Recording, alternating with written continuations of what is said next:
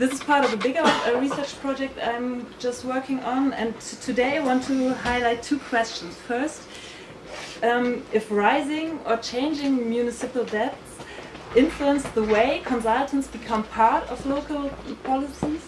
And the second question is, what kinds of policies become plausible through the consultants?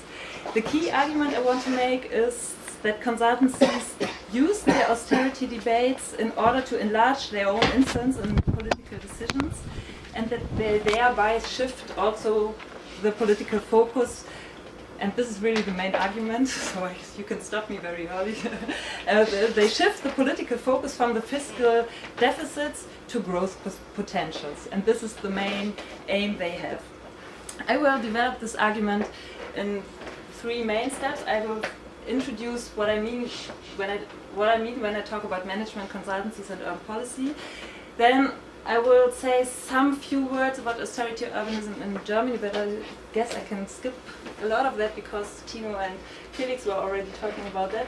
And then I will go a bit deeper into a case study, which is Berlin, which has had a fiscal crisis for the last 20 years. We were talking about that, but this is not a very recent process in Germany, and what McKinsey does out of this situation in Berlin. So very quickly, I just chose three examples. There are more in Germany where management consultancies played a very important role, how the urban policies are shaped. The first one is Hamburg. This was a McKinsey study. Hamburg Vision 2020 it was called. It's around 10 years ago, and McKinsey stated that Hamburg is doing quite well, but we have to take care. Otherwise, the city will suffer from a very big recession or so. At least this was the narrative McKinsey produced. And so they gave some advices how the city could perform better. And it really, within 2 or 3 years, it developed into a large and very important development model and a concept, which is still very important for everything that happens in Hamburg. I won't go into detail. This is the study I'm going to talk about in more detail later. This is called Berlin 2020. And this came out in 2010. And as I already said, Berlin was suffering from a financial deficit for the last 20 years. There are a lot of reasons, the reunification, for example. And because of this deficit, Berlin didn't... A lot of projects were stalled in that time, all the time, but Berlin got a lot of extra fundings from the Federal Republic of Germany and was very dependent on these national subsidies. And the argument of McKinsey was this is a dangerous situation for the city if it always relies on the national subsidies it gets. And another example, this is a bit different. It was Halle who got advised also around 10 years ago by Roland Berger Strategy Consultants. It's a bit different case because Halle wanted to become a European capital of culture at that time, and they needed someone who gives them a good advice how they can sell the city better. And I was thinking about maybe there are this is a process or a situation that might be relevant in Athens too, so this might be not really too strong, but I think that it's the role of advice and consultants is very important in the current process in Athens too. I had a look at this homepage, and there are a range of financial advisors, legal advisors, or real estate advisors. Here, for example, I found a newspaper article. Here is the Hill International Group. It's based in the US, Canada, I guess, and they got a big deal for advising the privatization process here. I don't want to talk about that too long. What all these studies does, and I invented this here, but I imagine how the consultants would talk about the situation in Athens. But the narrative, how the consultants proceed is always, yes, there are some potentials, but they draw a picture of danger which is coming to the cities very soon if they don't follow the advice consultants. Here are some examples, and the role of the imbalanced budget. This is something that is for German cities always very important. This is something that wasn't the case the last years, and which is going to be the case very soon, because Tino and Felix were talking about this, the debt breaks and so on. In general, I have 3 theses that I want to work on in this project. The first one is that new directions of urban development are significantly shaped by management consultancies. They very much influence what is thinkable in the city, which kinds of directions the cities could go. And they invent or try to find a new way of framing the local problems. The second thesis is that, namely in times of budget and legitimation crisis, the influence of consultants in urban policy increases.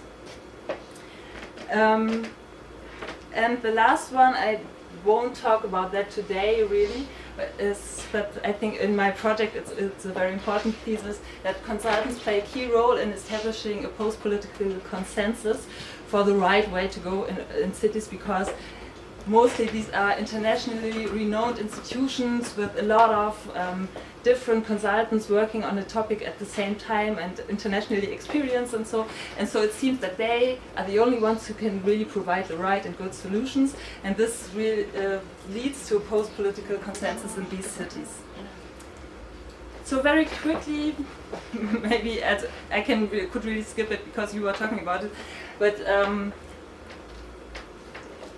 here's at least a picture of the states we were talking about. Germany has 16 federal states, and 3 of those are city-states, Bremen, Hamburg and Berlin.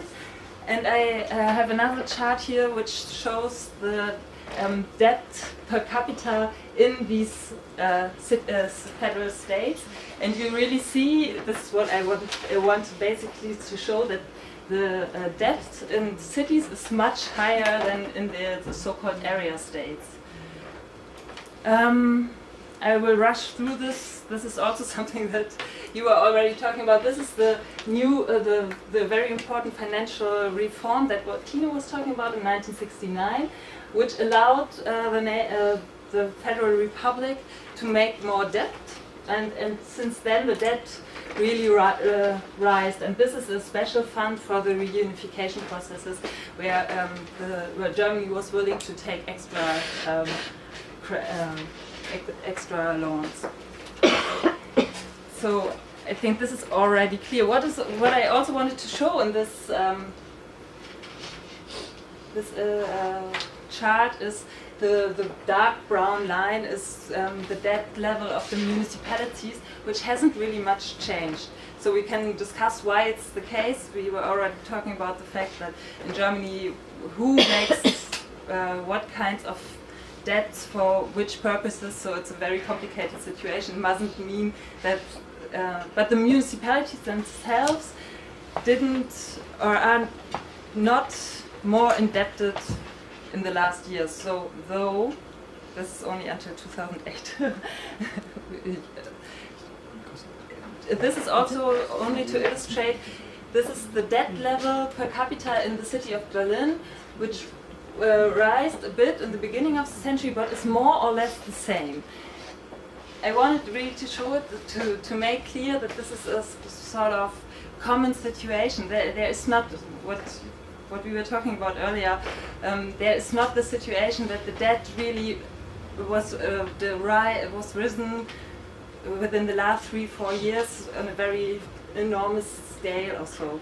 And this is also just shows the level of the debt of the city of Berlin, which is more or less the same in this century. But I also want to tell you a thing that Tino and Felix ignored, and which was in the media the last 2 or 3 months or so. This is that the municipalities or cities in Germany not only have a debt problem, but they have a luxury problem, because in Germany on every scale there are a lot of unexpected additional financial means. That means the taxes were higher than expected. And what's very interesting too, this connects the whole theme to the European crisis as well, because the interest rates are much lower than expected. The new loans borrowings Germany takes are much lower than expected, so they have a lot of more money to spend.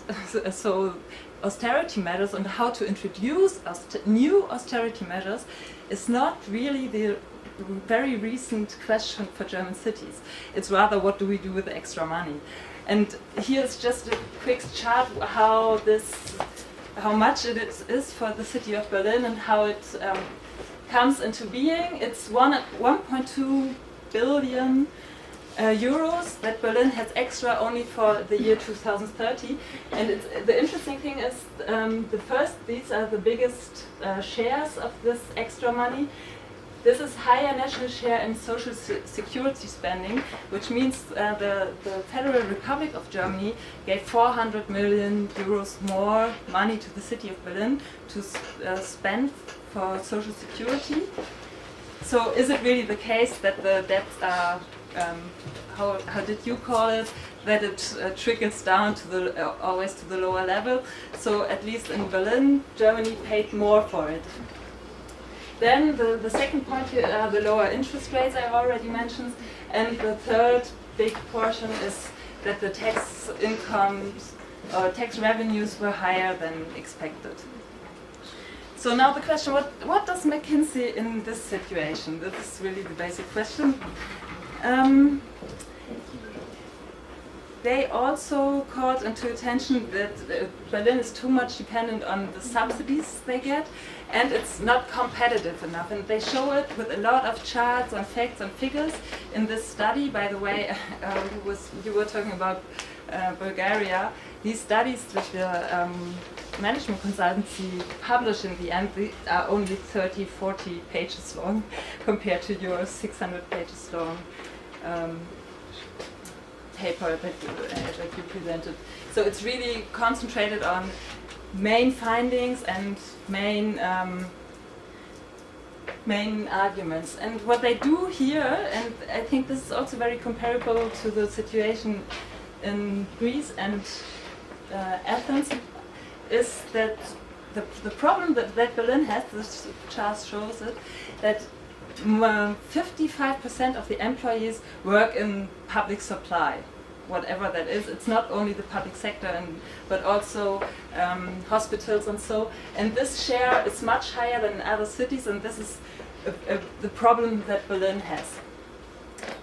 And this chart shows that there are 2 less business formations in the city here.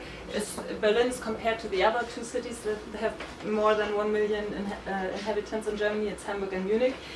So it shows that Berlin has lesser new business formations, and especially also lesser new business formations in really innovative branches.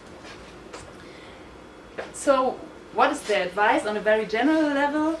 They advise the city to vitalize their economy and become a model city for other cities as well. And I think this expression, become a model city, shows very much that the indicator if the city performs well or not is not how polarized the city is, what is the level of poverty or so, but it's how we compete with other cities in the world.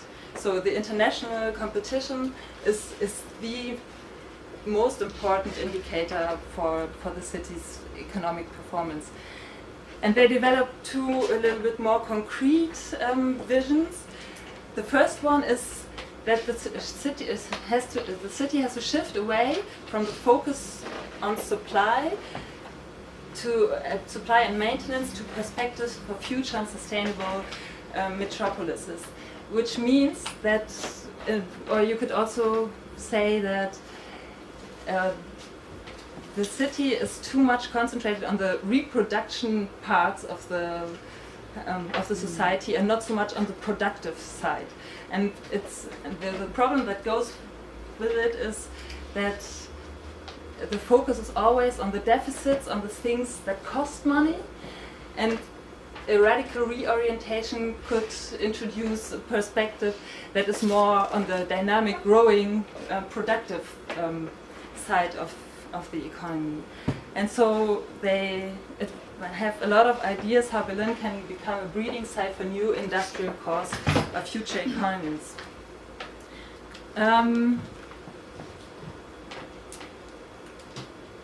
These are the very concrete goals they want to achieve with their advice. This is 500,000 new jobs until 2020 and a 50% higher added value and a balanced budget, that's for sure. And this is also very interesting that the city is economically self-reliant, so they say. That means not dependent on subsidies, not dependent on the money that they get from the federal state, but to stand on their own feet, on a solid economic ground. I want to go a bit deeper into the example of the health sector, and I think this fits very well also to an example that Felix mentioned, the hospital in Offenbach, which is costing the state of Hessen a lot of money. And the health sector is one of 4 main clusters that McKinsey advises Berlin to concentrate on. The other ones are tourism, information and communication technology, and mobility.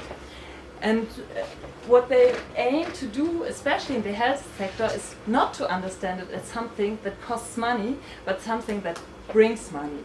There, for example, in Berlin are 450 enterprises that belong more or less to the health economy. And they should not be seen as expensive institutions, but as a job market. So they have sentences like, we really need a radical reorientation in local politics, so that reducing costs is no longer the goal, but investing in a future industry. So it's a complete change in the perspective on this health sector. And it goes along with a lot of different levels of the shift to see it not as a costing industry, but an industry where you can make millions, and this is also a quote. There should be a shift from treating illnesses to understand the health sector as managing the patients. This is a figure that is also out of this study. And Berlin has become the mecca of being educated in medicine. And for example, the Charité, which is the biggest hospital in Berlin and also a research hospital, should be more presented as a brand. And there's a saying by the World Health Organization that health is not only about the absence of illnesses, but about a general well-being. And this sentence is sometimes used and a bit transformed into sayings like that the health sector is not an expensive supply, but an autonomous industry where you can make millions. Now the question is, does this study really have influences what is done in the city? Because McKinsey can talk whatever they want. They didn't have a contract with the city of Berlin for this study. They offered it to the city. It was a pro bono study, which means it's for free. So McKinsey did it on themselves and offered it to the city.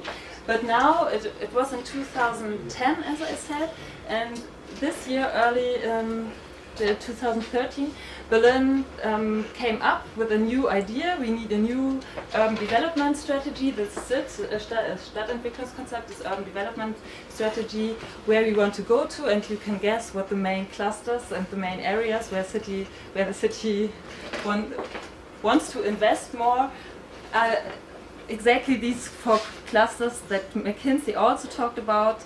I leave it here. It could be a longer story why exactly these areas. And what did they do, McKinsey now themselves? They approached, after they published their study, the Senator for Science and Education in Berlin, and said, okay, you have to take care that the Charité, the big hospital I was already talking about, and the Max Delbrück Center, which is a research center for molecular biology, they have to fuse and become some sort of German Stanford. And this German Stanford, this is something that the former Senator for Science and Education said. So they really adopt the view of McKinsey to see the health sector as a growing and shining sector for Berlin. This is one thing they did.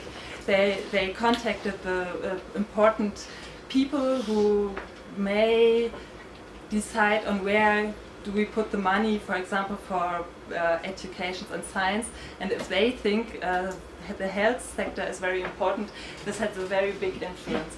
Another thing is that since 2012 there is a new cluster was introduced and now has a professional cluster management.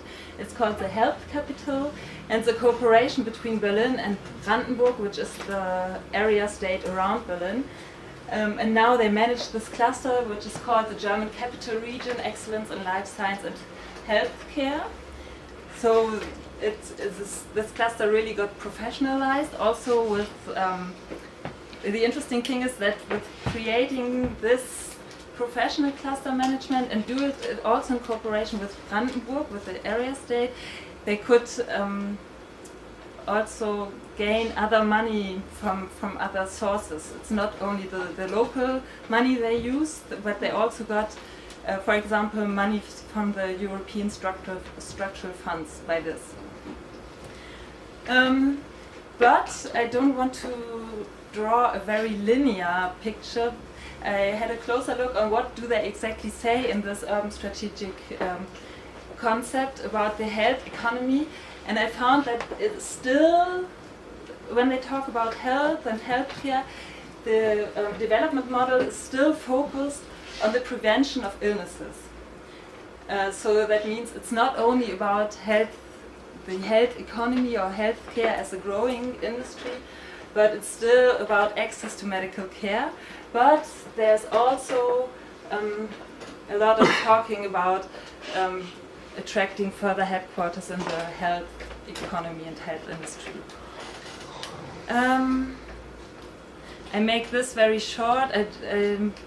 This is a very McKinsey did a follow-up. They now produce, and it was just introduced last month in the beginning of October, a new study, a new pro bono study, where they follow up on the findings they found 3 years ago, and now it was really written in close cooperation with the local senate, how it was said, and also presented together. This study was presented together with the Berlin's mayor and the CEO of the Office of Berlin and of McKinsey's. These two persons introduced this study where they said, okay, the major problems in all these 4 clusters that they suggested is that there are too less business foundations, and now we have to find a strategy how people could individually found new own small businesses.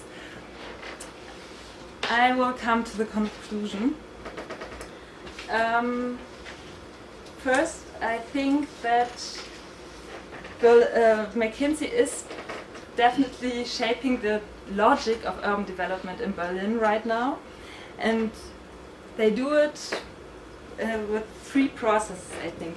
First, they influence that urban development is thought more as fragmented economic growth instead of in public supplies.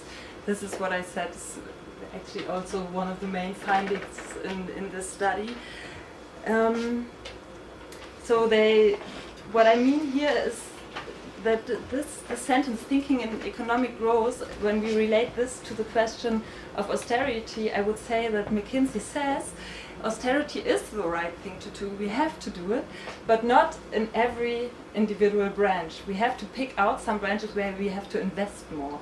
It's not a general perspective austerity. I would say that McKinsey influences this way of thinking. Then they, what they do is emphasizing self-responsibility instead of redistributions. This could be read out of this focus on founders, on individual founders. This is what people have to do. They don't have to wait for public subsidies or social security or so. They have to do their own business. So, and what they also do, we were all talking about scales in the last session, and I think what they do in their study and with the arguments they bring, they really take care that the scalar interdependencies between the city of Berlin and the Federal Republic of Germany and the EU, and so they are deliberately,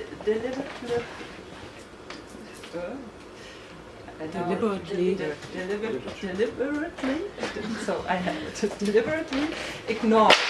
The study is also full of sentences like Berlin has really to solve its problem on its own and locally, and so. Then what is exactly the role of consultants in austerity policies? I think they legitimize the social spatial structures and uneven living conditions by not talking about this topic at all, even though it is a very important topic in urban development in general. And with this focus on founders, on an individual initiative, they think this is not the right entry point to think about economic dynamics. And what they also do is rendering alternatives implausible by what I said initially, the way they contact leading figures in policy and economics with the study, the way they present themselves in that way as an international organization and with a lot of consultants having worked intensively with more than 100 interviews, and so they always present themselves like this. So this is really well researched, and so this is the right solution, and this is what we have to do. So this is the way they appear. And so what's the role of consultants in austerity politics? Therefore, I think that the first thing is what they do. They very accurately establish pro-policy networks with the leading figures, and thereby they reduce the critics' credibility because they seem to entry the debate from the wrong angle and so. And that's from my side.